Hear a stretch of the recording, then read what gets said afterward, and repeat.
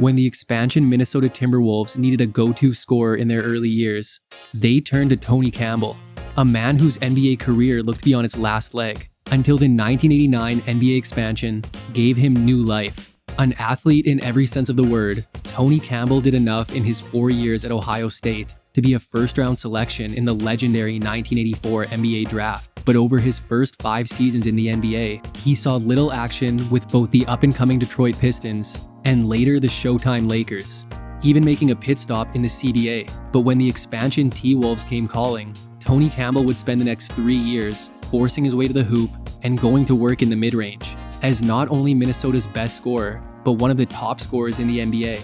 And sure, his career didn't last much longer after that, but Tony Campbell is a perfect example of how hard it is to get opportunity in the NBA, and what you have to do when you get it.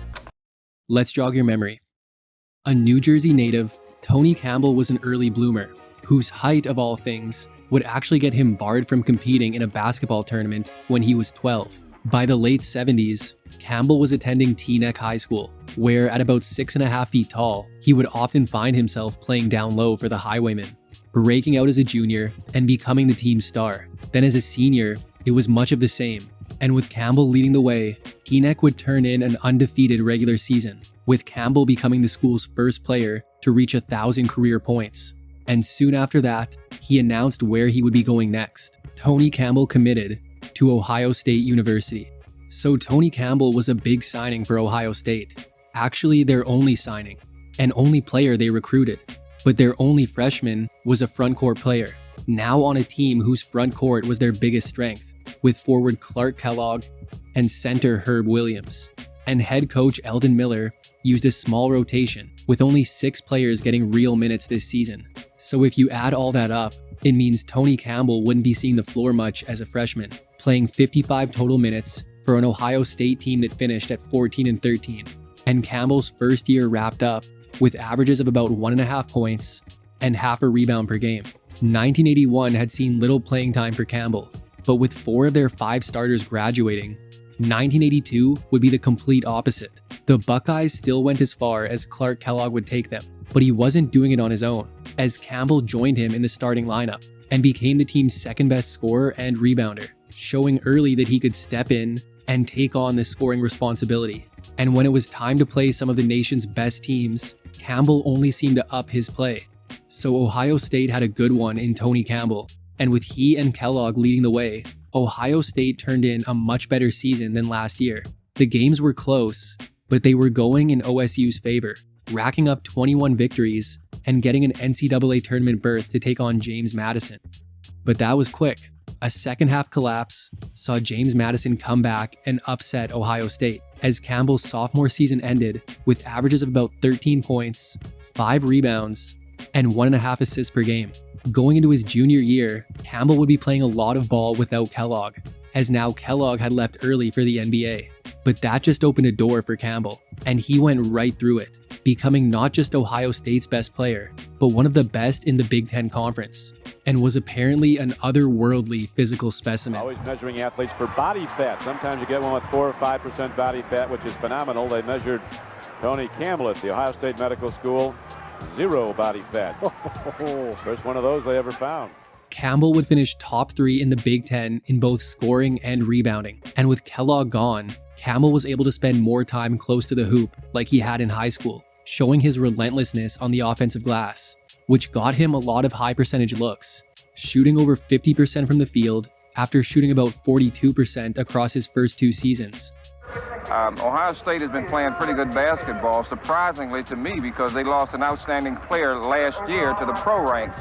But Tony Campbell, the junior out of Teaneck, New Jersey, seems to have picked things up, and he's playing extremely well. The junior would take home first-team all-conference honors and led the team to 8 wins over their first 10 games, with the 8th win being an upset victory over top-ranked Indiana to kick off conference play, with Campbell scoring a team-high 15 points. The Buckeyes couldn't keep the same pace the rest of the way, but an 18-9 regular season finish was still enough for another tournament berth. And this year they would defeat Syracuse in their second round matchup, with Campbell putting up a team-high 17 points and 9 rebounds.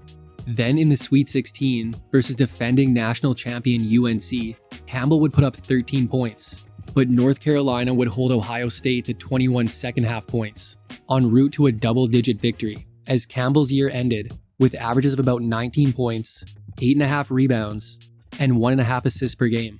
With the graduation of big man Granville Waiters, Ohio State had lost a lot of size going into the '84 season, so much so that the 6'7" Campbell was often their tallest player on the court. But playing aggressively down low was nothing new for him.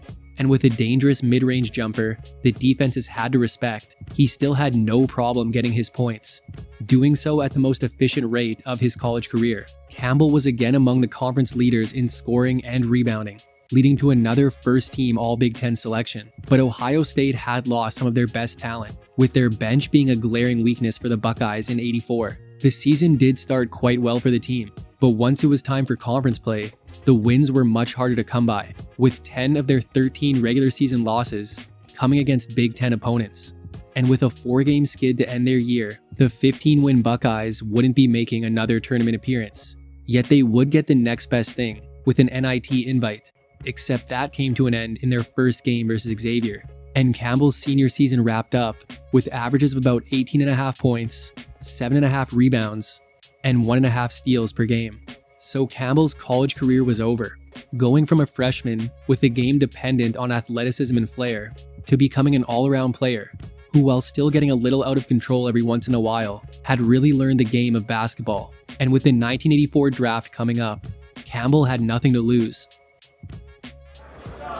The Detroit Pistons select Tony Campbell of Ohio State and Teaneck High School.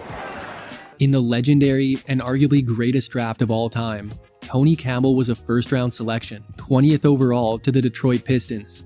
Detroit had made a big trade to acquire veteran power forward Dan Roundfield. However, that trade left them thin at the small forward position. They had all-star Kelly Tripucka, but with regular backup Terry Tyler asking for a trade, the second-string forward spot was up in the air. But Tyler would remain a Piston during the '85 season, so Campbell was left to take whatever minutes he could get. The Pistons were on the right trajectory, led by point guard Isaiah Thomas and big man Bill Laimbeer. And with the microwave Vinnie Johnson coming off the bench, it felt like the Pistons were on the brink of a breakthrough. Yet this also meant less flexibility in the rotation, so Campbell didn't have much of a role as a rookie. But when he was on the court, he was all hustle and effort, yet definitely not immune to the mistakes that come with being a rookie. Seconds remaining. Pistons have to hurry. Terrible passes. Parrish winds up with it and misses. Fortunately for Tony Campbell. I don't know what he was thinking about. Which made it hard for head coach Chuck Daly to play him consistently. However, what really continued to impress was his shooting prowess. Campbell. Yes. Tony Campbell. So you have to play Tony Campbell the same way we talk about playing Larry Bird. Get out there and get on him. Don't let him set up. Make him put the ball on the floor, because Tony can kill you if you leave him alone. He wasn't hitting threes, but he was rarely missing from mid-range. Pistons have been hanging right in here with Isaiah on the bench. Campbell again. That kid can shoot. And with his help, the Pistons would rattle off 46 wins, which got them a playoff berth. But come the postseason, Campbell became an afterthought, receiving just 2 minutes of action in Detroit's first-round sweep of New Jersey. Then in round 2 versus Boston, Campbell again saw brief action in just one game of Detroit's 6-game series loss. So Campbell's rookie year ended with him averaging about 5.5 points, 1.5 rebounds, and half an assist per game. Now Terry Tyler was gone going into the '86 season, and even though Campbell was only set to enter the second year of his career, Pistons GM Jack McCloskey had put some pressure on him, pressure that he could definitely handle. He just had to stay on the court. But Chuck Daly was still skeptical on his ability to do that, due to his tendency to get into foul trouble. But the Pistons were continuing to put together a really good roster, bringing in a rookie guard named Joe Dumars, and trading to acquire big man Rick Mahorn. Campbell would get a few more minutes a night, and appeared in all 82 games. But Tripucka played his most games in years, cutting into potential minutes for Campbell. However, Campbell was earning more respect from Daly in year 2. Whether it was scoring or rebounding, Campbell again was a guy who could come into the game and produce quickly. Campbell, good again. Tony Campbell with an 8-point second quarter. What a lift he's provided. Even dropping 20 points versus the Sixers in early December. The issue for Campbell was that his opportunities remained hard to come by, and his ongoing foul troubles weren't helping his case. Detroit started the season slow, only sitting at about 500 come mid-February. but a 10-game win streak would give them the boost they needed, again finishing at 46-36 and getting a first-round matchup with Atlanta. But just like last year, Campbell was used sparingly, getting only garbage time minutes in the Pistons' 4-game series loss, as Campbell's year ended with him averaging about 8 points, 3 rebounds, and half an assist per game. But maybe Campbell's fortunes were looking up. Year 2 had been better than year 1, and he knew he belonged in the league. And now Tripucka had been traded to the Jazz during the offseason. And as long as he wasn't traded for a 2-time scoring champ, then maybe opportunity would come knocking for Tony Campbell. Oh, spoke too soon. The Tripucka trade saw the Pistons acquire one of the best scorers in league history in Adrian Dantley, and Detroit had also selected a small forward in the second round of the draft, and he would quickly impress. So a third-year Tony Campbell barely seemed like a member of the team and had little faith from the front office. And once the regular season began, it was clear that Campbell had been completely flushed out of the regular rotation. But Detroit wasn't missing him too much, and the roster they had in place was winning, finishing with 52 victories on the year. But it was the same old story for Campbell come the playoffs, getting garbage time minutes in the rare occasions he did see the court during Detroit's Eastern Conference Finals run, which ended at the hands of Boston. And Campbell's disappointing third year ended with averages of about 3.5 points, 1.5 rebounds, and half an assist per game. So his 3-year rookie deal was up, and Tony Campbell had just spent the year as a bench warmer. He took it in stride, but he wasn't happy about it. And as he was waiting in limbo to see if Detroit would bring him back, Campbell would join the USBL for the last couple of weeks of their season. But then back in the association, he would sign an offer sheet with the Washington Bullets, reportedly the only offer the now 4th-year forward had received. But his time in Washington lasted only a month, released just days prior to the beginning of the season. The NBA didn't seem to want him, so where could Tony Campbell go? With no team for the '88 season, Tony Campbell would sign with the Albany Patroons of the CBA, a relatively new league, which was home to a lot of NBA caliber players. So when Campbell came in and won the CBA Newcomer of the Year award by averaging 23 points off the bench, it seemed like only a matter of time before NBA teams started calling. And the Patroons were a force, finishing with one of the best winning percentages in history, en route to a CBA championship, with their head coach Bill Musselman being considered a prime candidate for a future coaching position in an expanding NBA. Then Campbell got the call. The Lakers needed depth, and Campbell was the man they chose, joining a Showtime Lakers team who were gearing up to defend their championship. And with Campbell still fresh from his CBA season, you would have never guessed he had spent most of the year out of the NBA, with the way he played for the Lakers in the final month of the season. Campbell's minutes weren't high in the Lakers' first-round sweep of San Antonio, but he had gotten to play in every game. Then in round 2 versus Utah, he appeared in 6 of the 7 games, even scoring 14 points in game 6. But once LA got to the conference finals, head coach Pat Riley had to go with the players he trusted the most, so Campbell would see little action in a 4-game sweep of Dallas. Then while Campbell only appeared briefly in 2 games of the NBA Finals, the Lakers would outlast the Pistons in 7, and it had to have felt good for Campbell to win a ring against his old team, as his 13 regular season games had seen him average about 11 points, 2 rebounds, and 1 assist per game. But what must have felt even better for Campbell was that with an expansion draft coming up, the Lakers protected their swingman, even leaving franchise legend Kareem Abdul-Jabbar unprotected to keep their young players like Campbell. But Jerry West had pulled some strings beforehand. Kareem wasn't going anywhere. But still, Tony Campbell was back in the NBA, and he was wanted. But by mid-August, Campbell had been pushed right back down the depth chart. Already on a Lakers team deep in wing talent, with James Worthy, Byron Scott, and Michael Cooper, he now had to compete with new signing Orlando Woolridge, and Campbell found himself back on the bench. He had his moments this season, and could get you a lot of points in the blink of an eye, but the Lakers weren't hurting for scoring, and they were 2-time defending champs, and looking like they could challenge for the coveted three-peat as the season wore on. Even with Kareem on his last leg, the Lakers won 57 games, and that meant another postseason and another spot on the bench for Tony Campbell. Over the first 3 rounds, Campbell barely saw the court, appearing in just 5 total games. But LA got through Portland, then Seattle, and finally Phoenix without a loss, to return to the NBA Finals and again take on the Detroit Pistons. but they hadn't gotten through the West unscathed, with some of their best players dealing with injury. So Campbell's number was called, and he wasn't going to squander this opportunity. Campbell would hit double figures in each of the first 3 games of the final series. Unfortunately, the beat-up Lakers would lose every game. Then with nothing to lose going into Game 4, Campbell got the start, yet would foul out in just 14 minutes. And just like the first 3 games, it was another loss.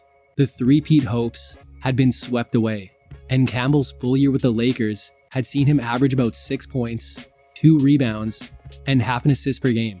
So it was the 1989 offseason, and out in Minnesota, there was a brand new NBA team, coached by Bill Musselman, and as he filled out the roster, there was a free agent forward who he thought would be perfect for the team. In mid-September, Campbell signed a 4-year deal with the expansion TWolves, and for the first time in his career, he had rapport with his coach, and he felt like that could make all the difference. At 27 years old, it felt like Tony Campbell was getting a much-needed restart to his career. Minnesota had gathered as much talent as they could, with Campbell joining veteran defender Tyrone Corbin and their top rookie draft choice Pooh Richardson. But their top offensive player was Tony Campbell, and now he'd finally get a chance to show it. Musselman was known for playing at a snail's pace, and while Campbell could get out and run, he was getting a lot of touches in their half-court offense, utilizing his mid-range shot or taking his solid frame into the post to get his points.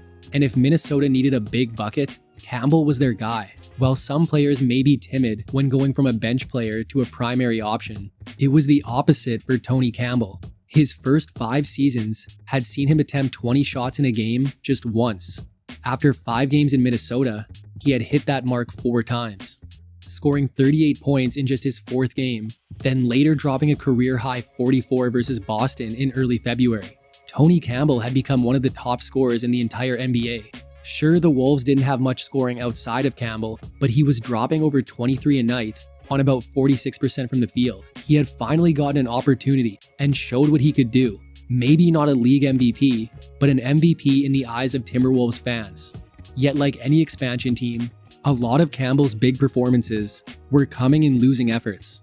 The hard work was there, but the Wolves lacked the talent, winning 22 games in year 1, as Campbell ended his redemption season by averaging about 23 points, 5.5 rebounds, and 2.5 assists per game. So now Campbell had proven to the league and to himself that he belonged.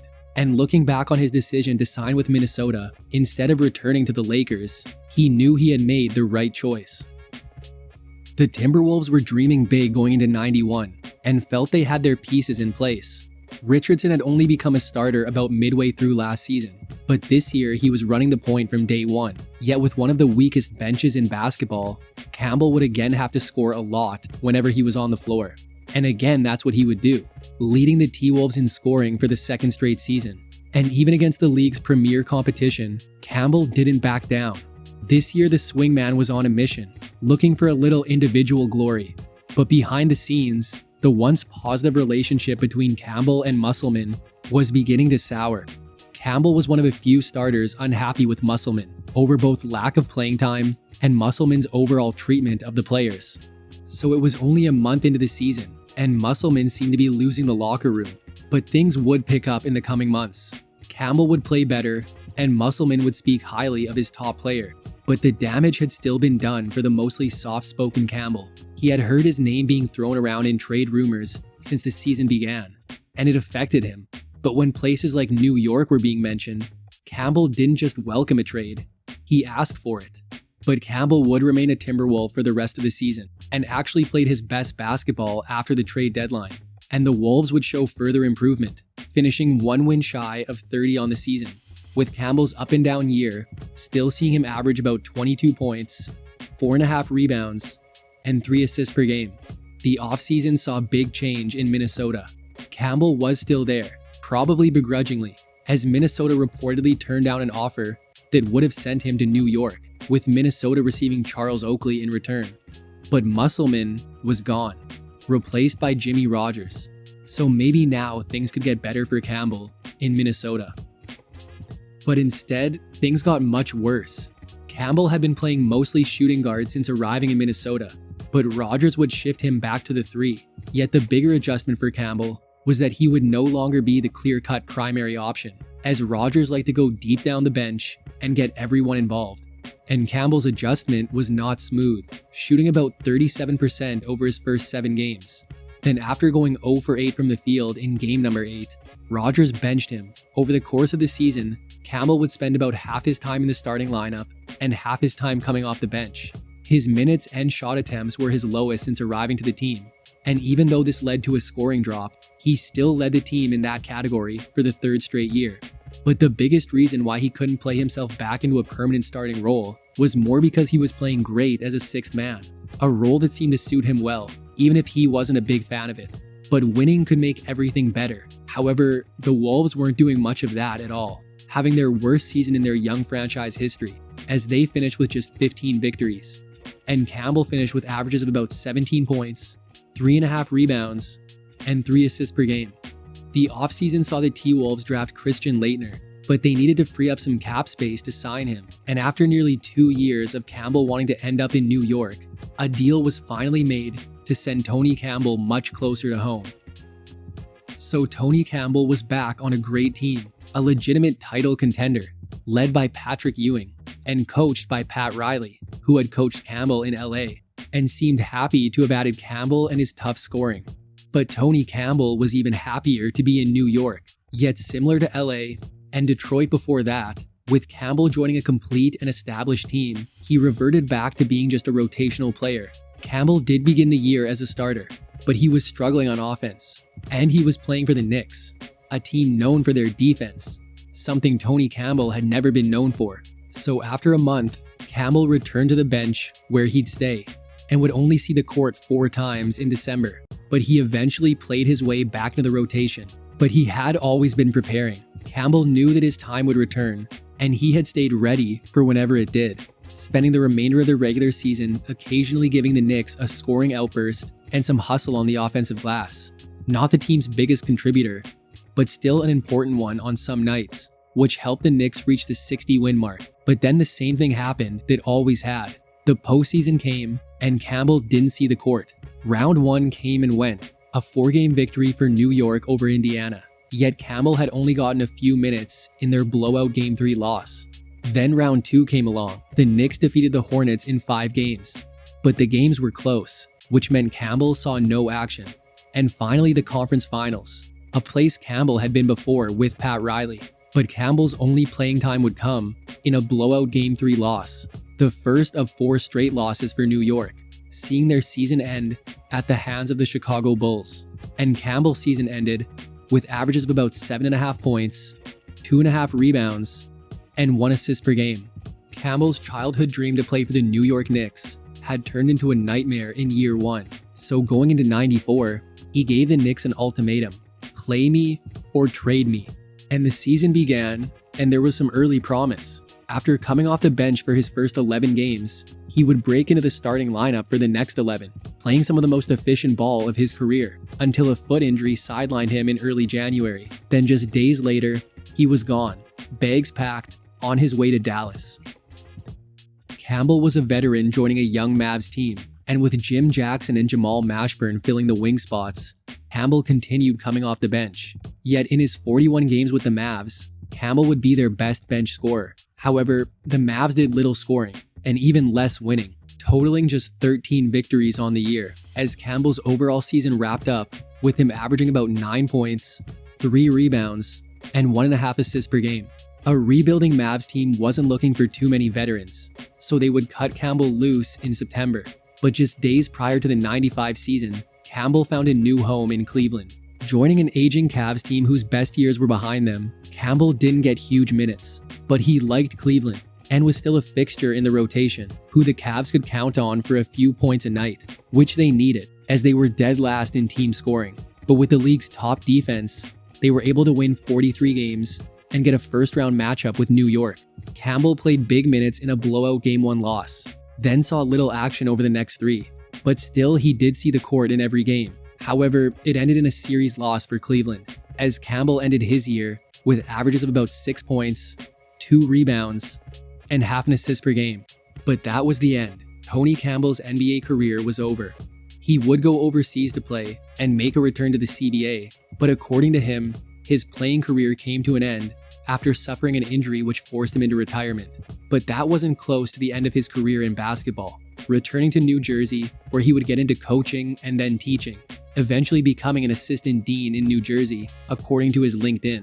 Tony Campbell should absolutely be remembered for what he did on a basketball court, but the bigger takeaway from his story is everything he did to return to and stay on an NBA roster. His early career situations didn't offer him a lot of opportunity, and it seemed like he would be just another player out of the league in a few years.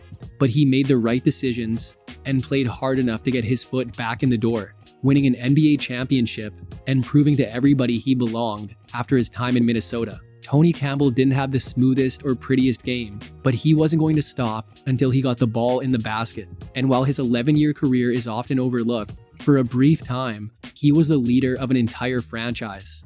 And not many can say that. But that's it for today's episode on Tony Campbell. Hope you enjoyed it, and make sure to subscribe for more videos like this one. If you liked it, check out this one on one of his Minnesota teammates. Or this one on a guy he played with in Cleveland. Thanks for watching, and see you next time.